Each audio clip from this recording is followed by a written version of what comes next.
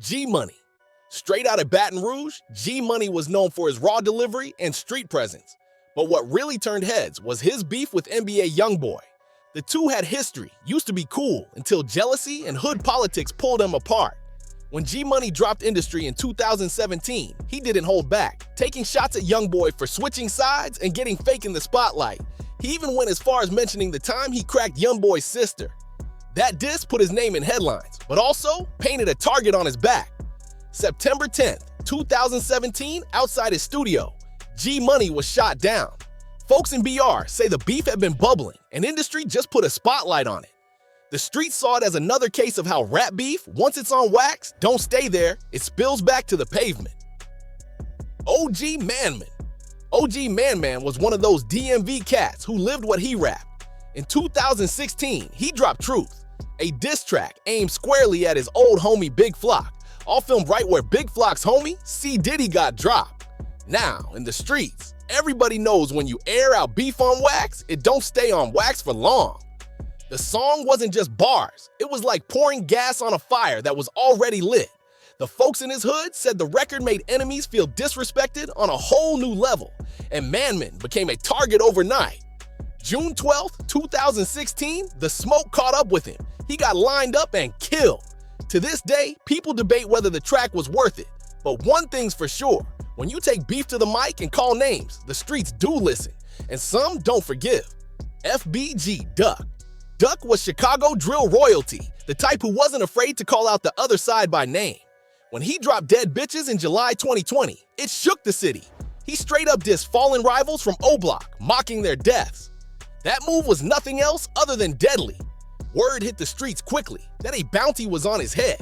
Just 3 weeks later, August 4th, 2020, Duck got ambushed in broad daylight while shopping on the Gold Coast, Chicago's upscale strip. Gunmen pulled up, sprayed the block, and Duck didn't make it out. To fans, he was a fearless voice. To his ops, that diss was blood in the water. It's proof that in Chi-Town, dissing the dead comes with a price tag. Tupac Shakur. Tupac wasn't just another MC, he was a force, the voice of a generation, carrying the rage of the streets and the poetry of revolution in the same breath. By 1996, he had already survived a shooting in New York, served time, and signed with Death Row under Suge Knight. That was the backdrop when he recorded Hit 'Em Up, a diss record that didn't just sting, it detonated. Pac went beyond subliminals, naming the notorious B.I.G., Junior M.A.F.I.A., Mobb Deep, and others, even spitting the infamous line about being with Faith Evans, Biggie's wife. For hip-hop, it was like a declaration of war. The East Coast-West Coast feud had been simmering, but this track poured gasoline on the fire and dared anybody to strike a match. The media ran wild. MTV, The Source, Vibe, all fed the narrative of a coast-to-coast civil war in rap. Death Row versus Bad Boy became bigger than music. It became neighborhood pride, industry politics, and street-level tension. The beef turned concerts, award shows, and radio spins into battlegrounds. Fans ate it up, but the danger was real. On September 7th, 1996, after watching Mike Tyson fight Bruce Seldon in Las Vegas, Tupac was riding in a black BMW with Suge Knight when a white Cadillac rolled up at a red light. A gunman opened fire. 4 bullets hit Pac, 1 lodging in his lung. He held on for 6 days, dying on September 13th at just 25 years old. For nearly 3 decades, his murder went unsolved. Theories circled around East Coast rivals, death row enemies, and street vendettas. Finally, in September 2023, Las Vegas police arrested Dwayne Keffy D. Davis, tying him to the Southside Compton Crips and claiming he supplied the gun. He has since pleaded not guilty, with trial proceedings ongoing. Pac's death remains one of rap's darkest chapters. Hit 'Em Up didn't kill him by itself, but it put a bullseye on his back and made his defiance global news. He died the same way he lived, loud, unafraid, and right in the eye of the storm. Lil Jojo. Jojo was a teenage drill rapper out of Chicago, and he wasn't scared of anybody. At just 18, he went at Chief Keef and his GBE crew hard. His diss tracks, like 300K, had him riding through op blocks on camera, clowning his rivals. In Chicago, that's a death wish, and Jojo knew it. He wanted to prove he wasn't an internet gangster, but the same energy he threw out came back around. September 4th, 2012, Jojo was gunned down in a drive-by. Word is, the diss tracks and the video stunts made him too hot to live long. His death shook the city, showing how drill music, when tied to real gang beef, can take young lives quickly. Julio Foolio. Foolio was Jacksonville's biggest troll in rap form. Known for mocking dead rivals, he pushed boundaries most rappers wouldn't touch. He made songs like When I See You, remixing a love song into a diss about fallen ops, even visiting graves and peeing on them for clout. That kind of disrespect doesn't go unanswered.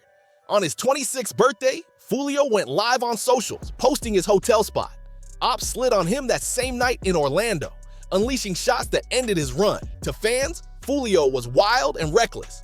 To rivals, he was begging for smoke. His death was almost written in the way he moved, proving that in the drill scene, trolling the dead gets you clipped. Lil Buck. Lil Buck was repping KTA in Jacksonville. Caught deep in that never-ending KTA versus ATK war, both fully standing for Kill Them All and Ace's Top Killers.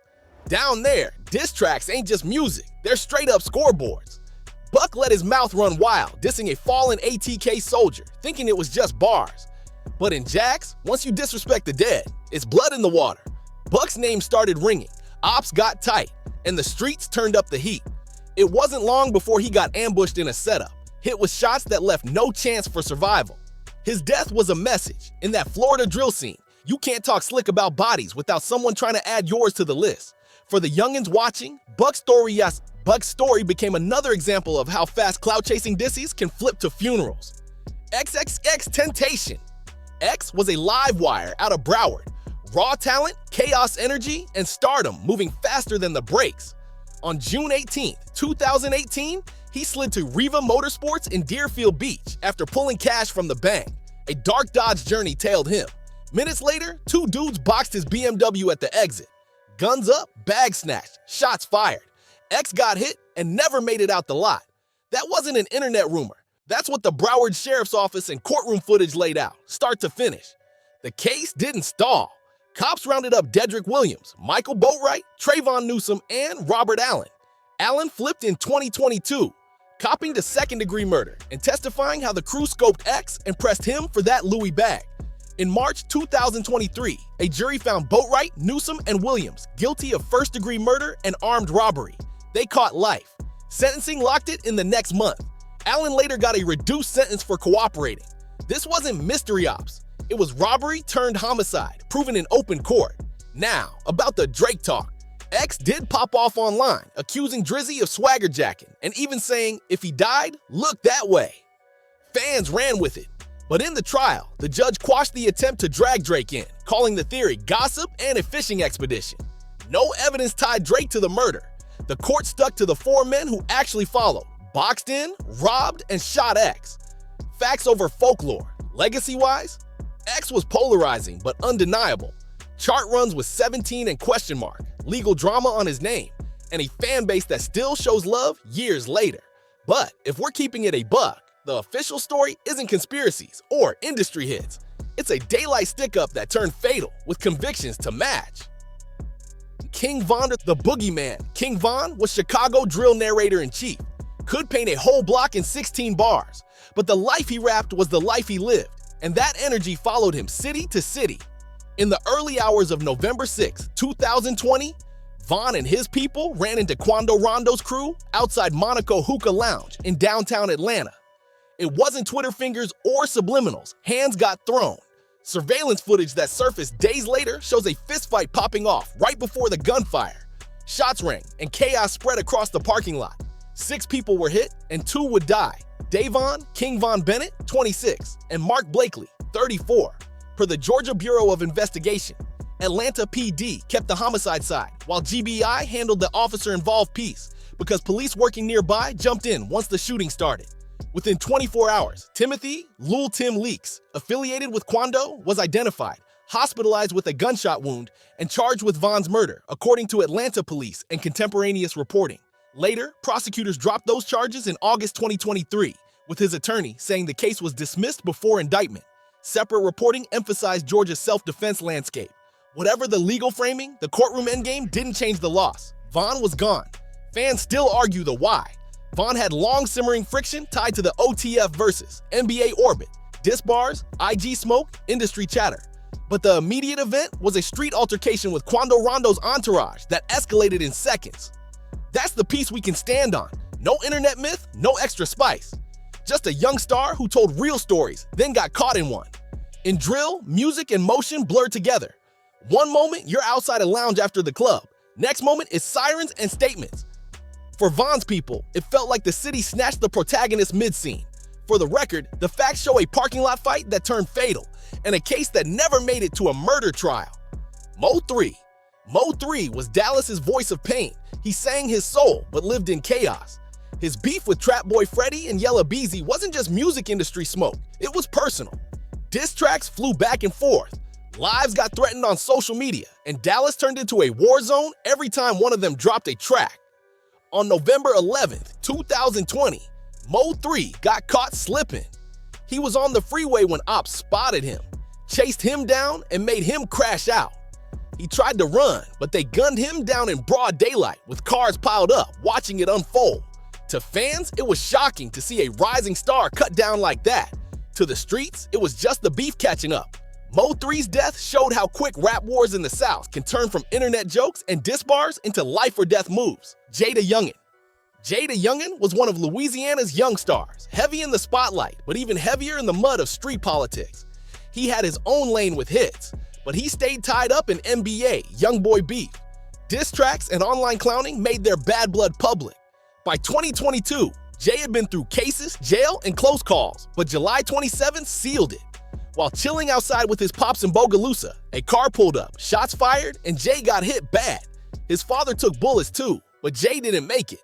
Folks linked it right back to that long-standing feud, where music was just a mask for real gang tension. The sad part? He was only 24, caught between fame and the same street drama he rapped about. Young Dolph. Young Dolph built his name the hard way. Independent grind, paper route empire, no major label leash. By early 2017, he's clowning rivals in plain sight, dropping the Yo Gotti diss, Play With Yo Bitch, later on Gelato, and doubling down with a video that used a Gotti lookalike, Pure Smoke, for the city's long-running split between CMG and PRE. A week of chaos followed that era. In Charlotte, shooters rained on his bulletproof truck with approximately 100 rounds, and months later, he was shot and wounded in Los Angeles. Both episodes fed the legend that Dolph wouldn't fold. On November 17, 2021, the war came home. Dolph pulled up to Makita's homemade butter cookies on Airways Boulevard, one of his regular spots, when two gunmen ambushed him in daylight. Memphis froze. Candles, posters, and murals took over the sidewalk within hours. The family and the city held a public celebration of life at FedEx Forum on December 16, 2021, cementing him as a hometown folk hero who gave back every holiday season. The case dragged the streets into court. Prosecutors charged multiple men, including Justin Straight Drop Johnson and Cornelius Smith. Hearings and testimony painted a picture of a planned hit, while an accessory, Jermarcus Johnson, later received probation for aiding after the shooting. One alleged organizer, Hernandez Govan, was found not guilty by a jury on August 21, 2025, underscoring how messy and contested the backstory remains even as other defendants faced convictions or ongoing proceedings. Call it what it is. Dolph stood 10 toes down, independent, mouthy when he felt like it, and fearless about calling the ops out. But in Memphis, that kind of pride keeps the block hot. From diss records to courtroom transcripts, the through line is tension that never cooled, and an icon who refused to move quiet. King of Memphis wasn't just rap talk, it was a lifestyle that made him larger than life, and a target every time he touched the city. OTF Nunu. OTF Nunu, real name Nuski, was on the come up heavy in 2014. As Lil Durk's cousin, he had the OTF brand behind him and was starting to find his own wave. Just 2 days after dropping a track with Durk, his name was buzzing everywhere. But fame in Chicago ain't a blessing without baggage, it's a target. Nunu was sliding in a Jeep when ops caught him lacking at a shopping plaza. Broad daylight, no hesitation. They lit up his whip and left him for dead. He was only 21. Folks in the city said his sudden rise put a prize on his head, and being tied to Durk's camp made him a marked man. He didn't even get time to enjoy the success. The streets made sure of that. Lil Nine. Jacksonville's Lil Nine was just 18 when the streets claimed him. He repped KTA, smack in the middle of the KTA versus ATK war. Diss tracks between the two sides were non-stop, each one upping the disrespect. Nine played his role in the beef, throwing shade on records and socials, and that put him on radar. On June 8, 2020, he got caught in a drive-by. Shots rang, and he didn't make it. Another young talent gone before he even got a chance to break out nationally. For the culture, it was another example of how Jacksonville's drill beefs turned rap dreams into chalk outlines. Noah Scurry, Joker OTV. Joker OTV wasn't just another rapper chasing clout. He was a promising student and hoop star before rap sucked him into the streets. But once he dropped Swing My Door, a diss track aimed at rivals, he crossed a line he couldn't step back from. That track had ops fuming, and before long, the streets answered. In a scene that broke hearts, Joker was shot and killed in front of his own mother. He never even had time to see if music could have saved him. His death is a reminder that in some hoods, one diss is all it takes to flip a kid with a future into another name on a t-shirt.